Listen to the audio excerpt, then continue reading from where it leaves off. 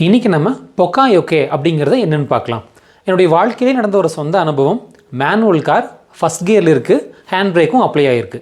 இந்த கண்டிஷனில் நான் இன்ஜின் ஸ்டார்ட் பண்ணுறேன். இயல்பாக கார் கியர் இருக்கிறதுனால முன்னாடி போக நினைக்கும், பட் ஹேண்ட் பிரேக் அதை இழுத்து பிடிக்கும். இந்த கண்டிஷனில் கிராங்க் பண்ணதுனால ஸ்டார்டர் மோட்டார் ஓவர்லோட் ஆகிடுச்சு. அதை ரீப்ளேஸ் பண்ணுற அளவுக்கு ஃபெயில் ஆகிடுச்சு. ஒரு ஃப்ராக்ஷன் ஆஃப் செகண்டில் நடந்த ஒரு சின்ன தப்பு ஒரு 10,000 ரூபாய் அன்றைக்கி விரயம். அப்போது அந்த அனுபவத்தோடு நான் இன்றைக்கி வர கார்ஸை பார்க்குறேன். இன்றைக்கி இருக்கிற மேனுவல் காரில் நீங்கள் கிளச்சை அப்ளை பண்ணாமல் காரை ஸ்டார்ட் பண்ணவே முடியாது, ஸ்டார்ட்டும் ஆகாது. அப்போது காரே ஓட்ட தெரியாத ஒருத்தர் போய் காரை ஸ்டார்ட் பண்ணால் கூட அந்த தவறு இன்றைக்கி நடக்காது. இதுதான் பொக்காயோகே, மிஸ்டேக் ப்ரூஃப் சிஸ்டம்.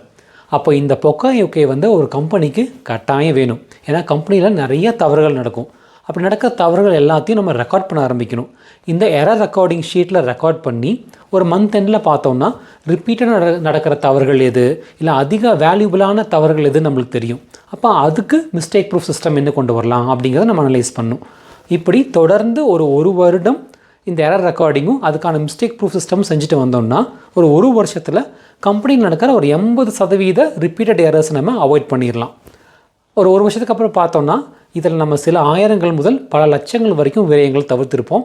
ரொம்ப குறிப்பாக விபத்துகள் நிறைய கம்மி பண்ணியிருப்போம். அப்போ நீங்களும் பாருங்கள், உங்கள் கம்பெனியில் ரிப்பீட்டட் எரர்ஸ் திருப்பி ஒரே தப்பு நடந்துக்கிட்டே இருக்குது அப்படின்னு நினச்சிங்கன்னா பொக்காயோகே சிஸ்டமை இம்ப்ளிமெண்ட் பண்ணுங்கள், எரர்ஸை அவாய்ட் பண்ணுங்கள்.